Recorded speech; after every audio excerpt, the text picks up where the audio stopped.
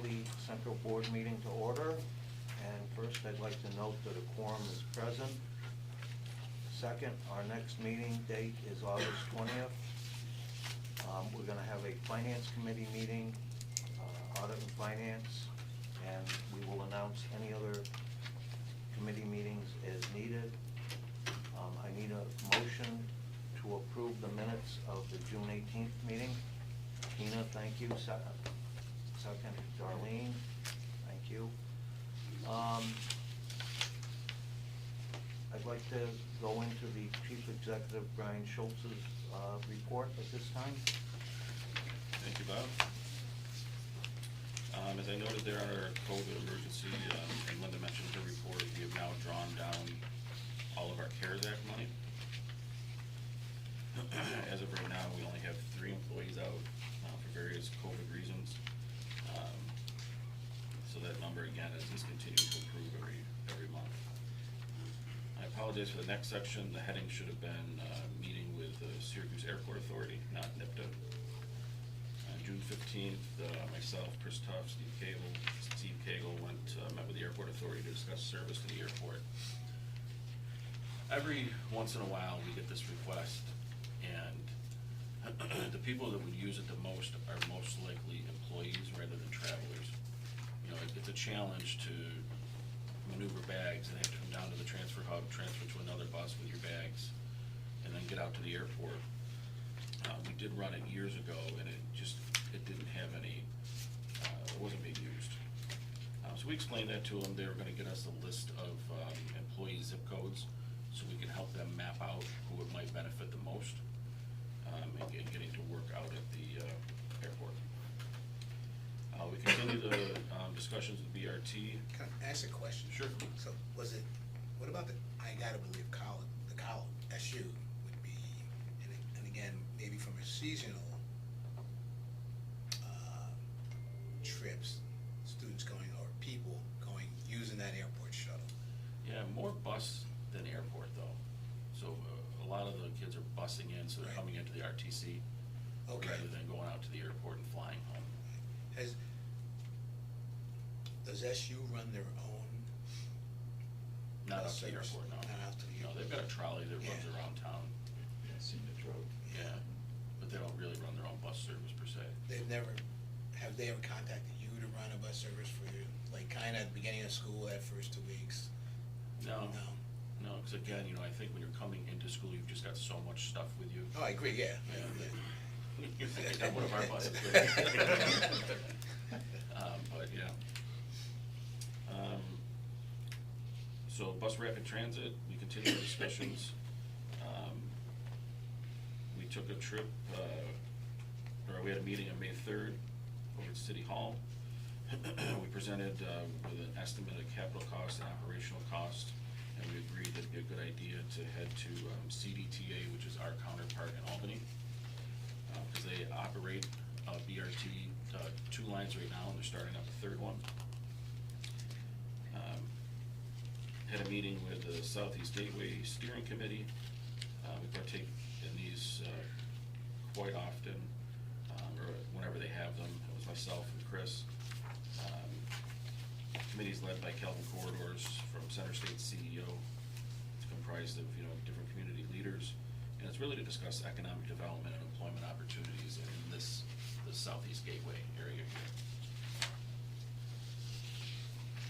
Center State CEO, so on June 29th, I met with Kelvin here, we hosted him, to talk specifically about, you know, if there's ways that he could help Central. I did mention on the Gateway Committee, the steering committee meeting, that, you know, we're down drivers, we're down mechanics, we're down service or cleaners. So he was very interested in coming in, and he's helping us get that message out. I sent him a link to our website that lists all the job openings that we have right now. And then CDTA and BRT, as I mentioned, we set up a meeting. So 4 of us went down, myself, Chris Tuff, Joe DeGray, and Steve Cagle. Met in Albany, the mayor, Greg Lowe, Deputy Mayor, Rachel May was there with some of her staff. And we had a very open discussion on how CDTA operated their system, how they got the funding for it, what some of their operational challenges were, and how this, you know, where I think everyone has to temper their expectations, you know, if we sat here today and said, we're gonna have BRT in the city, and we found the money to do it, it's not just putting new buses out in the street and operating service, you know, you're still looking at minimum 18-month, most likely 24-month headway to get it up and running, just because of the capital costs that are involved, and the capital work. I mean, you're installing bus shelters, you gotta purchase new buses, you gotta find the operators, so we're a little ways out on that. And that's all I have, unless I think there's questions. Thank you, Brian.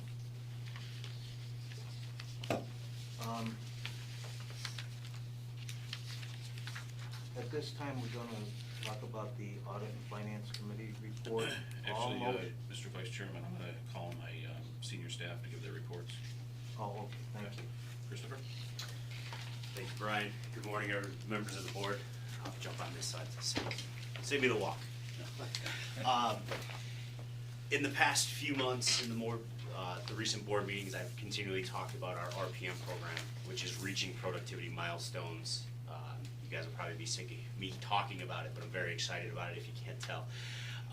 Yesterday, we kicked off a Years of Service or Community Commitment Award for all members of the organization, from drivers, servicer, cleaners, mechanics, salaried staff, to recognize them for their years of service in the last 20, 25. We have individuals with 50 years. A couple of them we recognized recently for their retirement of the board. We have others that are still active. So it was great to see this evolve, to get an understanding of the number of years from each individual. Several of the staff members here have their pins on that they were presenting yesterday.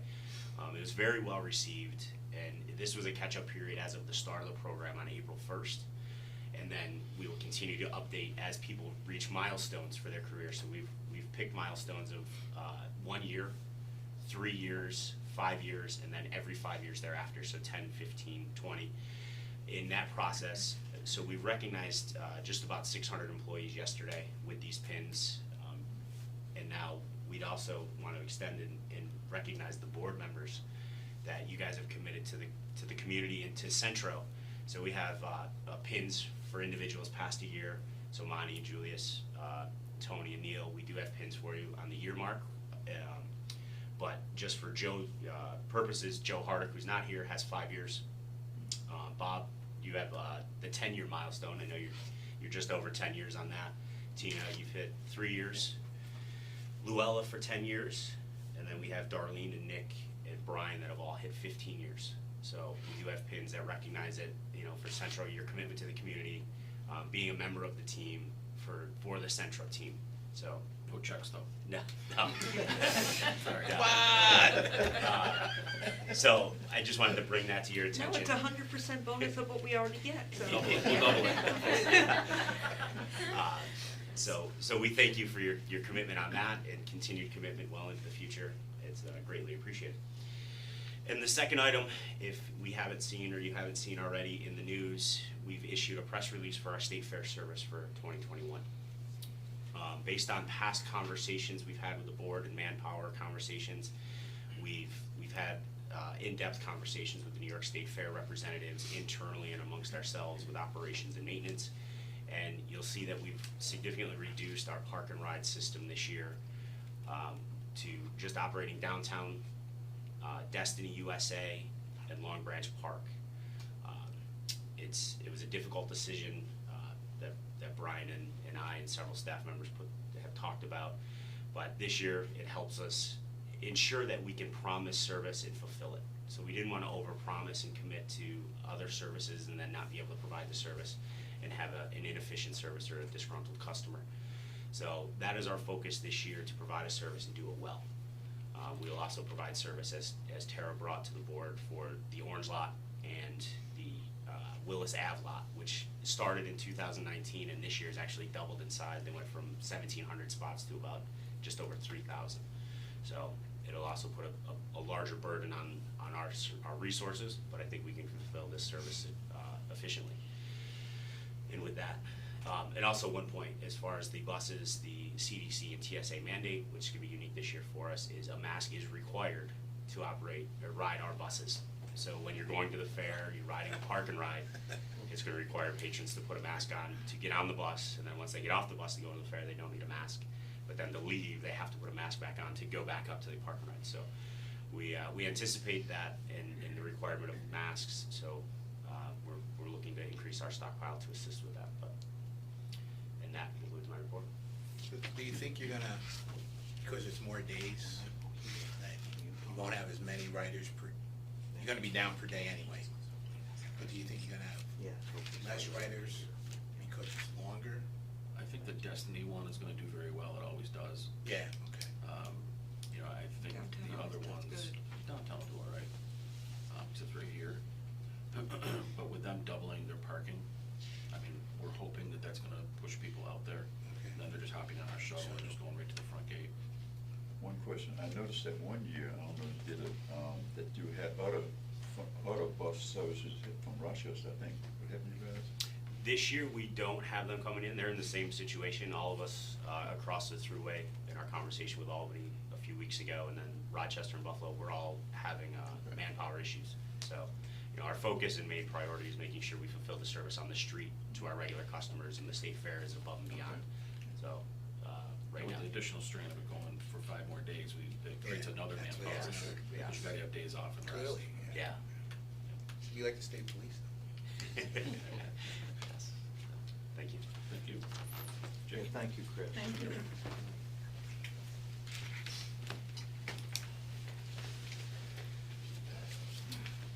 Yes, I'm back. Good morning, everyone, again. Sorry, Tina, didn't mean to do that. So, I'm gonna just talk a little bit about our Travelers program, and I'm gonna go back to when we started with Travelers, just for the new board members, to give them a little bit of background information. Centro's been with Travelers for 6 years now, and the program consists of, we're self-insured for every claim dollar spent up to $150,000. Once that $150,000 hits, then Travelers, basically pays the claim after that. We also have another caveat in the program where after the 5-year mark with Travelers, they take over all the expenses from there. So we're relieved of all further expenses if we haven't hit that $150,000 yet on a claim. When we first started with Travelers, we really saw that, the first year, of course, was great. The second year, we saw an increase. You know, the third year, we saw a much larger increase, and we saw our cash collateral really raising up to where we were putting in over $2 million a year to fund the claims. And what we decided at that point is that we needed some type of assistance from a consultant. So we hired Brown & Brown, which is our consultant agency, to really help look at the expense of these claims and how can we get the costs down. They have been with us for 3 years now. As of September, they'll be 3 years. And they have really done, I can't say enough, a phenomenal job. They have worked with Centro amazingly. They work with Travelers on every claim in order to really reduce the exposure of those claims. And they also work with our workers' compensation attorneys, in which we now have one centralized attorney firm in order to really know our business and to be able to defend our, claims at a workers' compensation hearing. Since they have been obviously with us, we have seen our claims exposure decreasing. The most prominent thing is actually our injuries, our days of loss per injury. Before we were with Brown & Brown, we were up to about 30 days average a person would be out of work with an injury. Now we're down to half of that amount, 15 days. Because that has dropped immensely, and they see that we're actually turning things around with them, that's why you see the lowering of our premiums and the cash collateral. Recently, which you guys missed because you haven't been with us that long, back in February, we do a true-up every year of the prior year of claims costs and everything. With our true-up this past February, we actually got a credit back on our cash collateral of almost $1.2 million. Because of our claims experience dropping, because of us closing out claims when we can close them out as soon as possible, and just basically staying on top of our claims. The other thing we did is we implemented a light duty program, in which, you know, if somebody is injured, we can get them back to work as soon as possible and decrease the exposure on those claims. And you may see, I mean, if you ever stop down at the hub or that, one of our light duty programs was we incorporated ambassadors down at the hubs for drivers. So they're walking the platform and they're helping customers out, they're answering their questions. They're also going on to their drivers' buses and maybe emptying garbage cans and everything. So it's been a real beneficial, great experience for us so far. So do you have any questions? Okay. Congratulations. Thank you, thank you. We're really proud of it, we really are, and like I said, Brown & Brown has been awesome, and my coworker, Carmen Brienza, who actually has really headed this travelers program, has been doing a great job. So, one other brief comment I just wanna make, just a little update in our recruiting. Going forward, we're gonna really start tracking where we're getting the applicants from. So when they start coming in, we're gonna start asking them, you know, where have they heard of our open positions? Has it been online?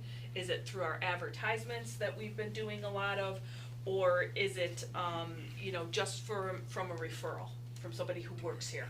And that, just so we can kind of see and focus our attention on our recruiting efforts. Have you considered, like, I'm part of the TNT program this year, have you considered, we were thinking about having someone from here to come and speak to our to our TNT program, concerning your recruiting and stuff like that? Sure. I'd be happy to. So we'll give you more information on that. Absolutely, absolutely. We're always open to ideas and suggestions, and whatever we can do to, you know, basically get people in the door, would be great. Okay? It's a Class B for bus drivers, right? Yes, it is. Faster endorsement, air brake endorsement. Right. Exactly. But I mean, we also have servicer cleaner openings, we have mechanic openings. Right, just So tell us. anybody that, that you know of, or, you know, that may be interested, definitely, you know, refer them to Central. I know Luella, I spoke with the individual that you referred, so, anytime. Do you have anything like on the bus, and people riding the bus, indicating that Central's hiring and stuff like that? Yes, we have on the tails of the bus right now, and we actually have some billboards around. I think Lynette's gonna go into more, detail on that. And I know you got an electronic board down here on the corner, what you call that thing, it's flash, indicating you might be able to consider that too, putting it on that. Yeah. Consider anything. Yeah, anything that'll work, let me tell you. So, any other questions? Okay, Good job. Thanks, Jay. thank you, Yeah, thank you. thank you. Jeff? Good morning, everybody. The rehabbing of our national natural gas fueling station, CNG station, is postponed. The reason is we got our proposals in, we talked to the contractors, and we realized that we want to go with 3 electric skids versus 1 electric skid and 2 natural gas engines. The pros and cons, the electric skids are a substantial savings. That was one of the major reasons. The natural gas engines require maintenance and tune-ups, where the engines don't, the electric engines don't. The electricity will cost a little more, but the offset of the cost of the maintenance will counteract that. And then when it comes to the natural gas engines, you have to warm them up before you can start the process, and then you have to cool them down, whereas the natural gas or the electric engines, it's on, off, just like a light switch. So you can fuel right away, you can turn it off, you don't have to let it cool off. Now, this brings in question, we need more power. So we reached out to National Grid and asked them the question, how can we get more power in here? They said they can bring power to our current service, but that's gonna take 6 weeks of us being without any power. We could run off generator, but that doesn't make any sense. They offered to go across the other side, closer to the fueling station, which would be the best solution. We would need to get our engineers involved to be able to get plans that they approve, and then we had to get our electricians involved to get the conduit and wires and everything brought in. This could take up to about a year. This is the reason why we canceled the current proposals, and we're gonna move forward with this. And then think about the infrastructure for the future, especially when it comes to transit going towards electric. This would be the first step to getting there. And any questions in regards to the current system, we've already looked into this, and we determined that it will be able to go through another year, maybe 2 years without having any issues, and if it does, we do have a backup generator. Any questions? Next is, we are implementing a better way to locate our buses on the property. Currently, we have an employee that goes around with a clipboard and a piece of paper, and it's a map of all the buses, and he jots them down, goes back into the system, puts them in Excel, and then prints it out and brings it over to dispatch. This happens several times a day as the buses come in and out. Trapeze has what's called the Art Master, and we can have a tablet, we can go around and do the same thing, but it's automatic, it updates the system, and there's no printing, and everybody's on the same page. So that's gonna be implemented after September. It'll be a really good thing for us to move forward. And it also supplies that information directly to the operator when they check in. They can actually print on their receipt where the bus is, what the number is, and the location. Is the Yard Master just for vehicles, or is it other assets? We could do other assets, but we're just doing it for the buses. We got our color buses, or our paratransit buses, and our transit buses. It's geofences to the property. Sounds nice. And that concludes my report. Thanks, Jeff. Mike? Anybody can move the paper? Since the beginning of time. We have upgraded from pencils though. Yeah, thank goodness. Well, good morning, everybody. I'm going to talk about just a couple of projects that we're working on in IT with various departments. First one is Trapeze. Trapeze is a really big partner with us in many different departments, service development as well as operations, as well as call of us. And we're trying to track accidents and incidents better than what we've been doing. We've been using an access database, basically. We want to put it into this system. So Trapeze has actually done a great job doing project management, bringing people in to identify what our needs really truly are, documenting the whole process, and then they created an interface for us to bring the information in, to fill out information in, as well as they're creating a customized report for the process. The customized report will go to the authorities that we need to send it to, so it fills out all the information that they need to be able to do with it. It also gives us an opportunity to change the date, if you will. They're giving us a parameter where we can change the date, so we can do it on a weekly basis, a monthly basis, a quarterly basis, or annual basis. So it'll be a nice program that's going through that. Next, we're working on a maintenance connection program. I talked about this a little bit last month. We've gone kind of a long way in the process of trying to put some information in, and it's looking pretty well. Linda and some of her team and Jeff and some of his team ran through a test yesterday, kind of a preliminary test in the process. Good idea, good test. We found some things that were working, and we found some good sharing of what the process is, from procurement to inventory to parts and so on and so forth. We also found some issues. We've got an API, which is an application program interface, which allows this application to interface with our accounting systems, our procurement systems, eventually our fueling tracking systems, as well as our CAD AVL system, Clever Devices. So we got to get those kinds of systems fixed and up and running to make that communication happen, and then track that information. We also, on a side note, had a little bit of education this past week on some language information. So source, which is the source of the cause of the incident in our current system, is now going to be called a requester. The cause of what the problem is now going to be called a problem code. Categories are going to be called failures. And finally, repair types are going to be called solutions. Some of it really makes an awful lot of sense, but being able to map what we have to what's going to be going forward was kind of a nice little learning lesson from that perspective. And then finally, based upon that project, we're also implementing a wireless access program. And we initially looked at getting people in here, consultants in here to help us do it, so on and so forth. It became rather arduous, and it's too many options, too many variables in the process. So my team has taken it on.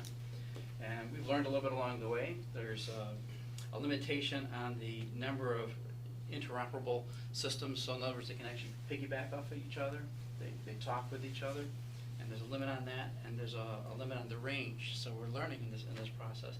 But that's actually going out pretty well. What that'll do is, for the maintenance connection, for buildings and grounds, they can go around to the different buildings with a tablet and actually fill out work orders and complete work orders right on the tablet itself. Mechanics will be able to do the same thing. So it's kind of an exciting time to see us coming into the 21st century. Or at least the 20th. Okay. Any questions at this point? You guys have the resources to build it yourself. Human resources, not financial. Talking about the wireless Yeah. access points? Yeah. Yeah. Yeah, we're, Okay. yeah. And you got 5G right across the street, that's what Mhm. happened to. Yeah. I think part of the Get some thing we ran 5G into here. when I went through the procurement process is there were so many vendors here, and they've all got the best idea and the best hardware to use. Yeah. Well, they can't all be the best, you know, so it gets challenging when you're talking IT, so if Mike's team can build it, we'll build it. Much more, if you can do it yourself, you get what you want, you know, and at least you know it's, you know, everything is rosy. Very good, yes. Thanks, Mike. Thank you. And then pinch hitting for Steve, I believe Lynette's back there.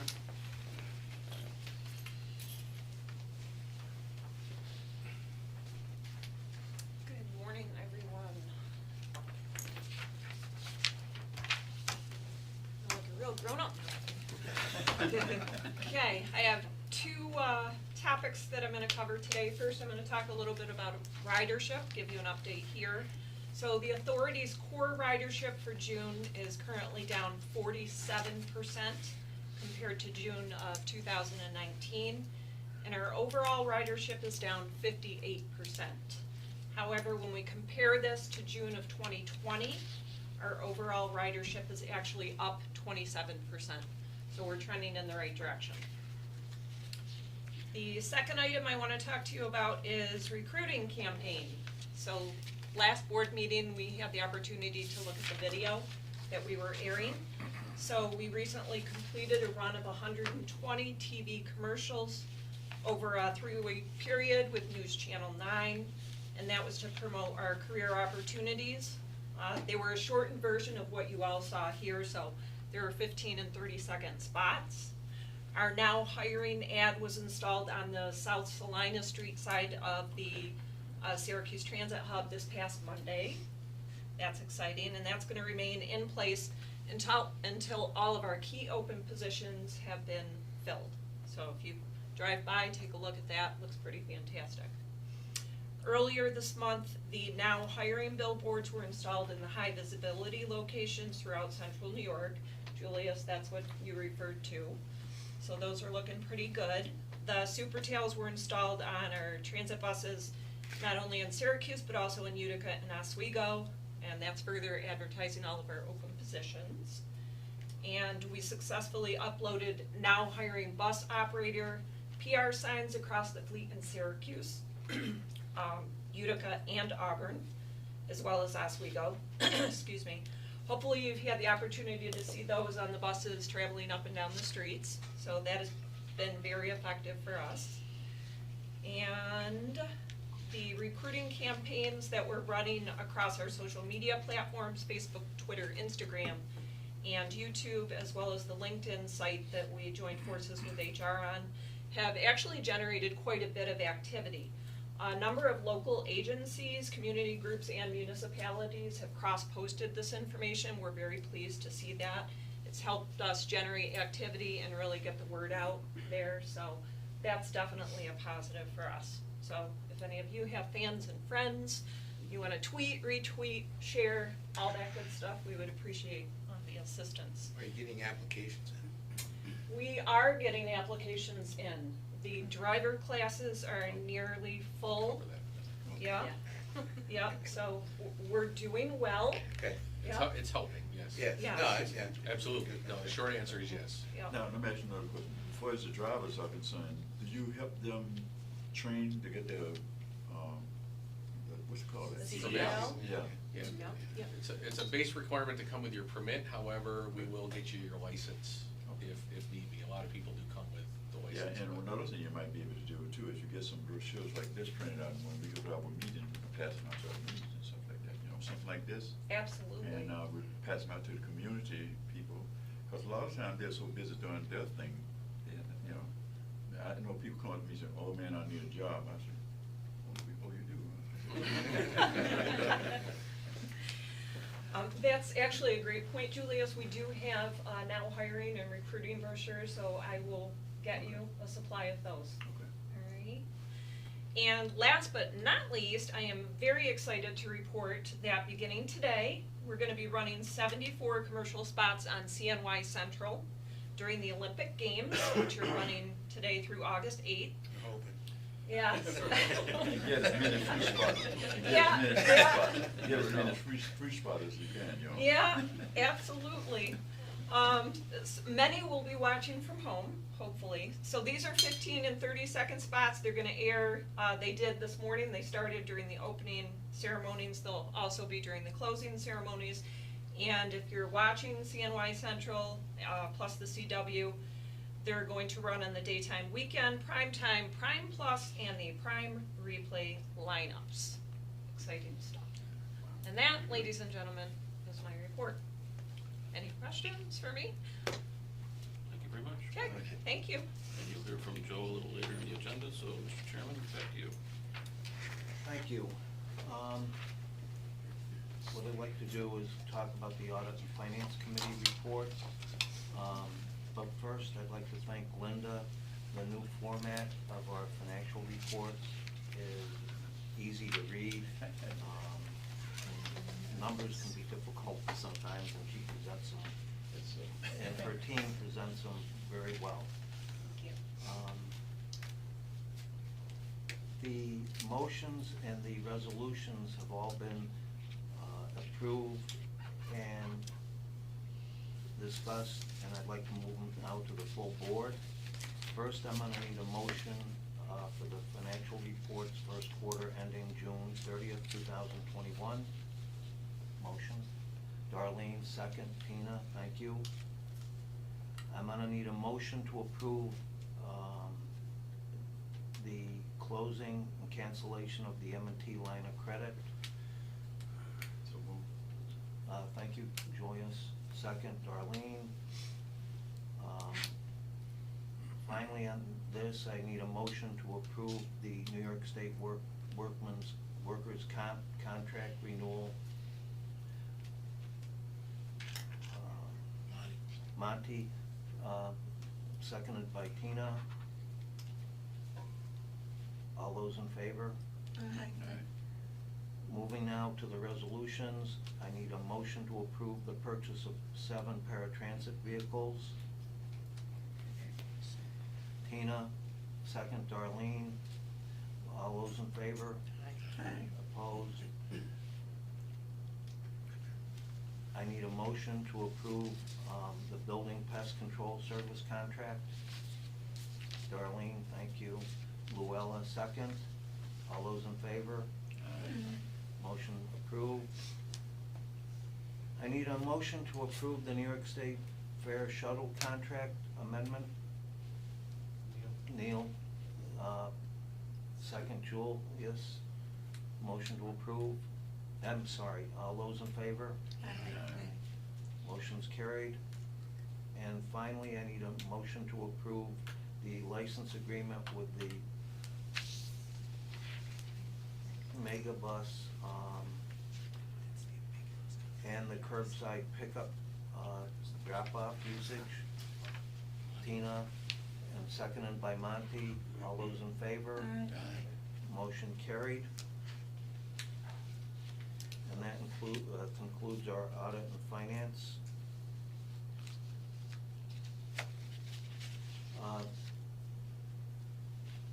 Susanna provided us with the Internal Controls Annual Report.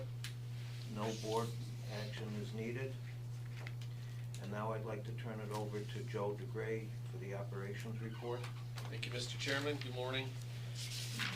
For the newer members, I'm going to kind of backtrack a little bit, give you a little history as to what this report is and what it means. On a quarterly basis, we have performance goals that were approved by the board many years ago. And so on a quarterly basis, we provide this information. It's not only important for you guys to understand that we're doing the right things, but that our clients in this particular case are some of our vulnerable customers that require a little bit more service, a little bit more attention. So it's nice to know that we have a good staff downstairs. Josh and his team do a great job, so. Thank you. So some of the numbers that we're gonna talk about, I'll get into the basics numbers. Right now, we're up about 60% compared to last year. So the very middle of the pandemic, we've grown about 60%. Still down about 35% on the overall, but as these folks are starting to get back out, to get to doctor appointments, to work assignments, to whatever they have, we're starting to see some growth there, which is good. Some of the bigger numbers that you really want to focus on when you look at the performance review, and this page right here, is you got missed trips. So missed trips is a bit of a misnomer. That doesn't mean we didn't carry someone. What it means is we did not meet the requirement of that particular trip on a timely basis. So if that trip required someone to be somewhere within a 60-minute window, we may have missed that by 6-7 minutes. The person still went. There may have been a construction issue. Maybe they had an issue at home and we had to wait a little longer. But it doesn't mean that we didn't carry the person. So it's important to understand that. What's really important to understand is the next one down, which says ADA denied trips. Under the ADA regs, we are not allowed not to carry a customer that requests a ride on a given day. So on an average, we carry about 650 people a day on a normal weekday. But if tomorrow was a holiday or this weekend was a holiday and everybody wanted to go shopping, maybe we get 800 trips today.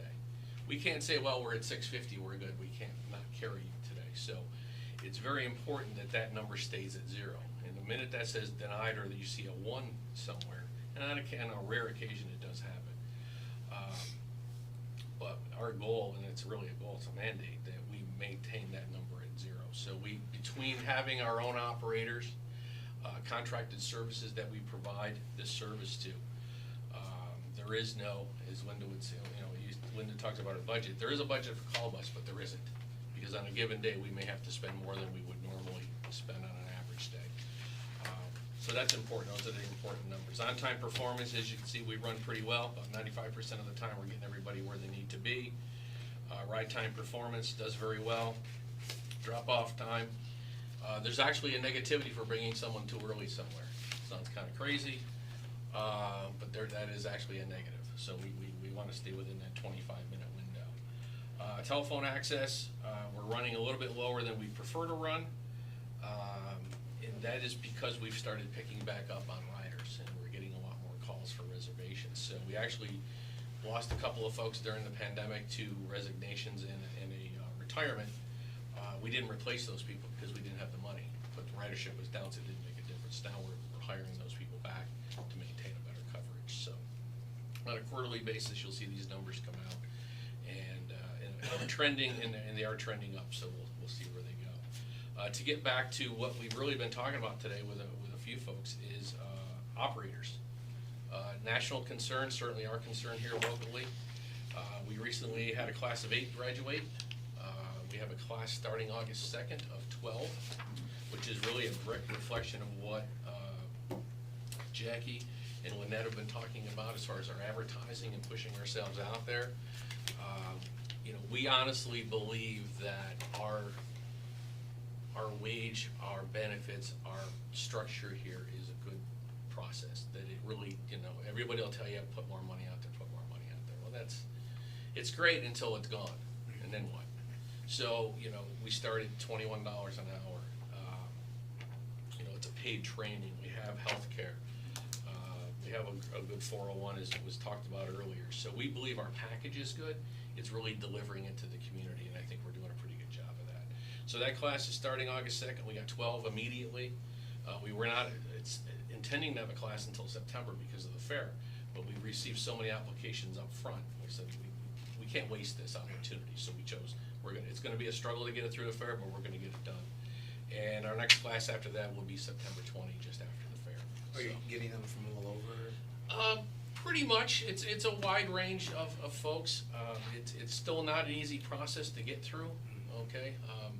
You just don't want anybody driving a, 30,000-pound vehicle. I don't want anybody driving a car. Yeah, exactly, It's a So weapon. it's not as simple as it may seem. Again, I can teach anyone to drive a bus, but to be a professional operator is a completely different aspect of doing things. Being a professional mechanic, even a service or cleaners, which, and you'll see in these commercials that are come out that Lynette mentioned, you'll see that one of the commercials we're running now is the cleanliness of the vehicle, and it's basically a welcome back message to our customers. We spend a lot of time and effort to make the bus look good. And, because there's not a lot of added value when you're in transportation. What can you do for your customers, right? Clean, safe, reliable, hopefully a smile on your face when you do it. So that's the goal. So, that's it. You said, Yes, sir. you're starting off at $21 an hour? Yeah, 2160, I believe, is the current number. Yeah, because I looked at the website, and Yeah.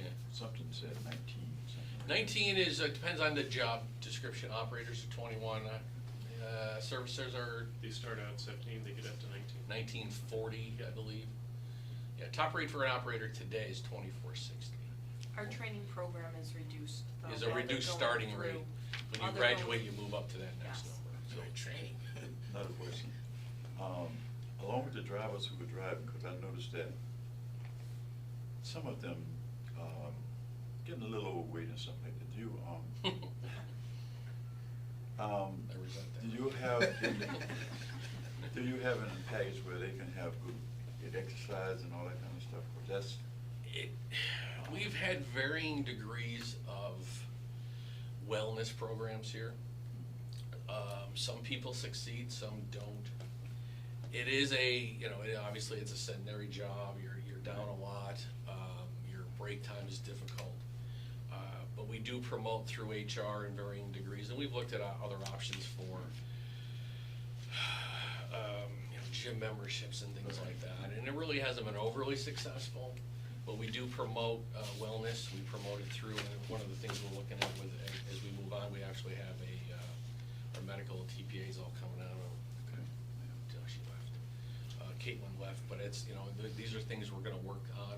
Yeah. And it's for all staff, really. Right. But you're right, it's for their benefit, it also saves on our health side. That if you're off of medication, obviously we're saving money, and it's better for your overall health. So ideally, folks will listen, and we try to promote, Right, the 'cause best I noticed that some of wellness them that are we walking can. from the hub back here and stuff like that. Yes, and a lot of them are doing that, and the hub obviously is a little closer than Fayette and Salina was, not dramatically closer, but a few blocks, but a lot more are walking. There is limited parking down there, so that's part of it, so it's kind of by default, but it's good that they're doing it. Yeah. Especially during the day, nighttime, obviously, it's, you have to be careful,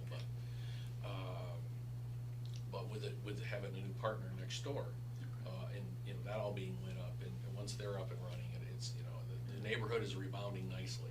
Yeah. So we're looking forward to that as well, so. People are using the app more? People use the app quite a bit.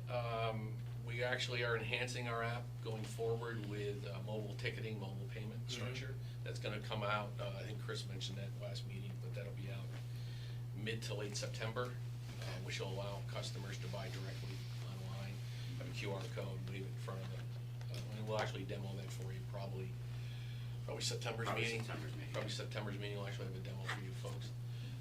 That'll promote that. So technology-wise, we're moving forward pretty well. I'm getting used to it. Yeah, well, we all are. Second, that was you don't have any way of, who's using the app as far, like the under 20 versus the over 60? No, I guess Lynette's shaking her head somewhere. Let Lynette answer this question. We have fairly significant range of users, so I prepare a report that will break down those numbers, new users, how many times it's downloaded. There's a texting feature as well as a tie-in to our service alert system if a bus is delayed or detoured. Okay. So I have numbers specifically, not off the top of my Don't head, worry but I about wanna it. say about active users right now, pandemic is trending about 40 to 50,000, which is Okay. pretty good. Yeah. Um, I'll talk to you more later. Yeah, I just. Absolutely. Personal, yeah. Let's talk.